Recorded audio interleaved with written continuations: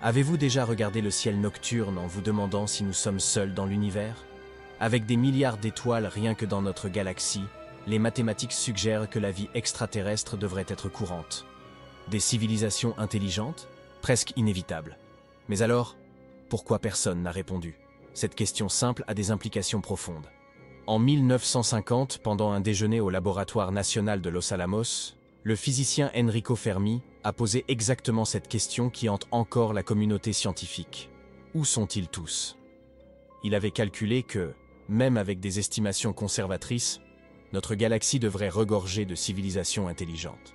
75 ans plus tard, avec des milliards de dollars investis dans des radiotélescopes et des algorithmes de détection, nous n'avons toujours pas reçu une seule réponse. Pour comprendre l'ampleur de ce silence, vous devez d'abord saisir l'échelle de ce que nous cherchons. Vous êtes-vous déjà senti petit en regardant le ciel? Ce n'est pas qu'une sensation, c'est un fait mathématique. Ce que nous voyons à l'œil nu représente une fraction infime de la Voie lactée. Notre galaxie compte jusqu'à 400 milliards d'étoiles et l'univers observable abrite environ 2000 milliards de galaxies. Il est presque impossible de ne pas se perdre dans cette immensité, comme une fourmi tentant de comprendre une bibliothèque infinie. Chaque étoile peut avoir des planètes en orbite autour d'elle, beaucoup d'entre elles avec des caractéristiques similaires à celles de la Terre. Le télescope Kepler a révélé qu'entre 20 et 50% des étoiles de type solaire peuvent abriter des planètes dans la zone habitable. Frank Drake, en 1961, a créé l'équation la plus célèbre de l'astrobiologie pour structurer intelligemment notre ignorance.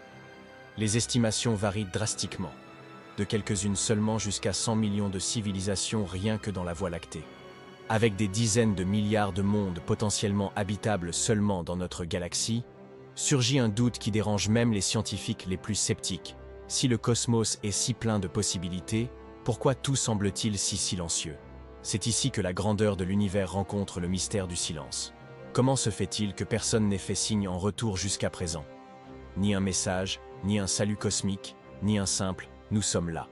Le paradoxe de Fermi surgit comme une plaie ouverte dans notre curiosité. Un univers débordant d'énergie stellaire, plein de planètes de type terrestre, mais apparemment vide. Ou alors, ne prêtons-nous pas assez attention? Depuis 1985, l'Institut SETI scrute les cieux avec des radiotélescopes gigantesques, traitant des billions de signaux à la recherche de motifs artificiels. Le télescope de Green Bank, en Virginie occidentale, surveille des milliers de systèmes stellaires simultanément. En 2024, le projet PANOSETI est devenu le premier réseau de télescopes dédié exclusivement à la détection de signaux lumineux rapides d'origine extraterrestre. Avec des algorithmes de détection de plus en plus sophistiqués, il fouille les cieux à la recherche de motifs, de messages, de tout ce qui pourrait suggérer une communication interstellaire. Ils analysent depuis les pulsions radio régulières jusqu'aux rafales d'énergie anormale. Et quel est le résultat après des décennies de recherche méticuleuse? Aucune transmission clairement artificielle interceptée. Seulement le bruit cosmique de fond et nos propres espoirs qui résonnent dans le vide. Carl Sagan, pionnier de la recherche de vie extraterrestre, a dit un jour que deux possibilités existent. Soit nous sommes seuls dans l'univers, soit nous ne le sommes pas. Les deux sont également terrifiantes.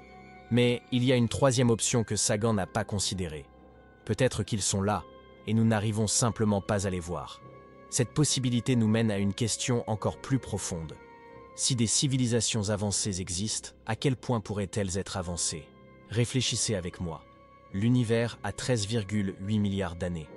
La Terre, seulement 4,5 milliards. Que ferait une civilisation intelligente avec des milliards d'années d'avance? La réponse pourrait être tout ce que nous pouvons imaginer, et bien plus encore. C'est à ce point qu'entre en scène la provocante échelle de Kardashev, qui mesure le niveau d'une civilisation par la maîtrise qu'elle a de l'énergie. En 1964, Nikolai Kardashev a proposé de classifier les civilisations par leur contrôle énergétique. Une civilisation de type 1 contrôle toute l'énergie planétaire. Volcans, océans, vent, lumière solaire, tout sous domination. Au type 2, le saut est colossal. Elle passe à capturer toute l'énergie de son étoile, peut-être avec des mégastructures orbitales comme les sphères de Dyson. Le type 3? Ce niveau frôle l'incompréhensible. Des civilisations qui contrôlent l'énergie d'une galaxie entière. Nous sommes encore de type 0, nous n'arrivons même pas à exploiter complètement l'énergie disponible ici même, sur notre propre planète. Maintenant, pensez à l'abîme entre nous et eux. Que ferions-nous si une fourmi tentait de nous envoyer des signaux? Peut-être ne le remarquerions-nous même pas. En 2024, le projet Héphaïstos a identifié 7 candidats avec un rayonnement infrarouge anormal, possibles mégastructures en orbite autour de naines rouges. Peut-être que ces civilisations avancées sont par là, voyageant entre les étoiles, créant de nouvelles formes de vie, ou testant des limites que nous n'arrivons même pas à imaginer, et nous, ici en bas, essayons encore de capter un message qui n'arrive jamais. Ou alors, y a-t-il quelque chose qui empêche tout le monde d'aller si loin? Ici entre en scène une des idées les plus inquiétantes de la science moderne. Le grand filtre. Robin Hanson a formulé cette théorie perturbante. Imaginez qu'il existe une barrière évolutive invisible, un obstacle presque insurmontable qui empêche la plupart des espèces d'atteindre le statut de civilisation interstellaire. Ce filtre peut être derrière nous, ce qui ferait de la vie complexe une rareté presque miraculeuse dans le cosmos. Ou il peut être juste devant nous, comme un abîme attendant d'engloutir toute espèce qui ose trop avancer. Si le filtre est dans le passé, cela fait de nous une exception cosmique. Cela signifie que nous avons traversé quelque chose que la plupart des mondes habitables ne peuvent pas surmonter. Peut-être l'émergence de la vie elle-même, la transition vers les organismes multicellulaires, le développement de l'intelligence, ou même la capacité de coopération à grande échelle. Des chercheurs comme Robert Stern et Taras Geria ont récemment proposé que les plaques tectoniques actives pourraient être le véritable filtre, un processus géologique rare qui stabilise le climat pendant des milliards d'années. Mais si le filtre est dans le futur? Dans ce cas, toutes les civilisations avancées qui ont un jour essayé d'aller loin ont été simplement effacées. Par des guerres nucléaires, des effondrements climatiques irréversibles, des pandémies créées artificiellement ou des technologies qui ont échappé au contrôle. Intelligence artificielle qui s'est retournée contre ses créateurs, expériences qui ont mal tourné ou tentatives de manipuler les lois fondamentales de la physique. Le plus provoquant, c'est que peut-être le silence dans l'univers n'est pas un mystère, mais un avertissement. Aucun signal venant de l'extérieur. Aucune communication interstellaire de civilisation de type 2 ou 3. Rien d'autre que des échos vides. Peut-être que tous ont essayé et échoué. Peut-être que le cosmos est plein de pierres tombales invisibles. Restes de civilisations qui se sont approchées de la transcendance technologique et ont disparu. Mais il existe encore une autre possibilité également fascinante. Et si le problème n'était pas l'absence de signaux, mais notre totale incapacité à les comprendre? Cette hypothèse est aussi inconfortable que plausible. Imaginez que des civilisations intelligentes beaucoup plus anciennes et évoluées communiquent tout le temps, mais sur des fréquences, dans des formats ou à des niveaux de réalité que nous n'arrivons simplement pas à capter. Pour nous, ces transmissions seraient là comme un podcast passant à côté de nous pendant que nous essayons d'écouter avec l'oreille bouchée. La communication interstellaire peut être en cours et nous sommes les seuls à ne pas le savoir. Ce serait comme un chien tentant de comprendre une équation. Il voit les chiffres gribouillés au tableau, mais cela ne signifie rien pour lui. Pour une civilisation de type 3, nos radiotélescopes seraient primitifs comme des signaux de fumée. Nous cherchons des lettres par la poste à une époque d'Internet quantique. Peut-être sommes-nous les chiens cosmiques, regardant les cieux sans comprendre qu'il y a là des messages, des signaux ou même des manifestations de présence qui dépassent notre perception. Si les civilisations de type 2 ou 3 utilisent des technologies basées sur des dimensions supplémentaires, la manipulation du temps ou des structures hors de la matière conventionnelle, alors nous sommes littéralement aveugles et sourds. Cela soulève une question cruciale. Est-il possible d'évoluer suffisamment pour voir cette couche cachée de l'univers ? Peut-être que le saut n'est pas seulement technologique, mais aussi de conscience. Pendant que nous luttons pour survivre à nos propres inventions, ces civilisations avancées ont peut-être déjà surmonté les guerres, les crises climatiques et même les limites de la biologie. Elles ne se cachent pas. C'est nous qui sommes encore invisibles au type de radar qu'elles utilisent. Et cela change complètement la donne. Certains critiques modernes de l'équation de Drake arguent que plusieurs valeurs sont obtenues par pure supposition. Ward et Brownlee, dans leur hypothèse de la Terre rare, soutiennent que la vie complexe nécessite une combinaison extraordinairement spécifique de facteurs. Une planète rocheuse dans la zone habitable, une lune stabilisatrice, des plaques tectoniques actives, un champ magnétique protecteur et une étoile de longue durée. Peut-être sommes-nous beaucoup plus spéciaux que nous ne le pensons. Peut-être ne sommes-nous pas les seuls, juste les plus jeunes.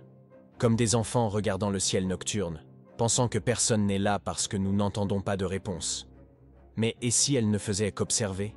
Des civilisations intelligentes, beaucoup plus âgées et évoluées, préfèrent peut-être le silence à l'interférence. Pour elles, Notre espèce peut être une expérience curieuse, rampant encore vers l'énergie stellaire, luttant pour survivre à son propre ego.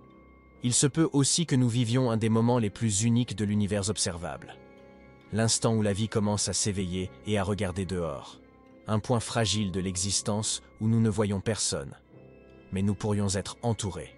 Les civilisations de type 1, 2 ou 3 peuvent simplement opérer à un autre niveau, attendant que nous prouvions notre maturité avant toute approche. Notre espèce lutte encore avec les guerres, la destruction environnementale et les armes d'extinction de masse. Peut-être que le silence est un signal clair. Vous n'êtes pas encore prêts. Sommes-nous préparés pour un contact? Ou n'avons-nous pas encore réussi le test? Après des décennies de recherche et de réflexion, une question demeure. 75 ans après la question de Fermi, nous continuons seuls avec nos doutes. Des milliards investis dans la technologie de détection, des milliers d'exoplanètes cataloguées, des dizaines de missions spatiales, et le cosmos reste silencieux. Mais peut-être que le silence est temporaire. Peut-être sommes-nous à quelques années ou décennies d'intercepter le premier signal sans équivoque d'intelligence extraterrestre. Ou peut-être découvrirons-nous que la vie complexe est si rare que nous sommes effectivement les premiers à nous éveiller dans notre région de l'univers. Au fond, ce que le paradoxe de Fermi révèle concerne plus nous qu'eux. Notre soif de réponse, notre peur de la solitude, et notre espoir têtu que nous ne parlons pas seuls dans l'obscurité. Si nous sommes vraiment observés, peut-être que le premier pas n'est pas de chercher là-haut, mais d'évoluer ici-bas. Indépendamment de la réponse, une chose est certaine. La recherche nous a déjà transformés. Elle nous a forcés à questionner notre place dans le cosmos, notre responsabilité en tant que possible unique espèce intelligente connue, et notre destin parmi les étoiles. Parce que seul celui qui comprend sa propre place dans le cosmos peut, un jour, être invité à explorer les autres. Et maintenant je vous demande, et si l'univers était vraiment rempli de vie, et que c'est nous qui n'avons pas encore appris à écouter? Sommes-nous prêts pour la prochaine étape de notre évolution? Ou sommes-nous trop distraits par les bruits internes pour percevoir les murmures du cosmos? Si ce voyage vous a fait réfléchir, ne serait-ce qu'un peu, cela en valait déjà la peine. Mais il est loin d'être terminé. Il y a beaucoup d'autres mystères qui se cachent, attendant quelqu'un d'assez curieux pour questionner et d'assez audacieux pour chercher. C'est pourquoi, si vous voulez continuer à explorer les énigmes de l'existence, des étoiles et de la conscience elle-même, abonnez-vous à la chaîne et activez les notifications. Ici, la connaissance n'est que le commencement.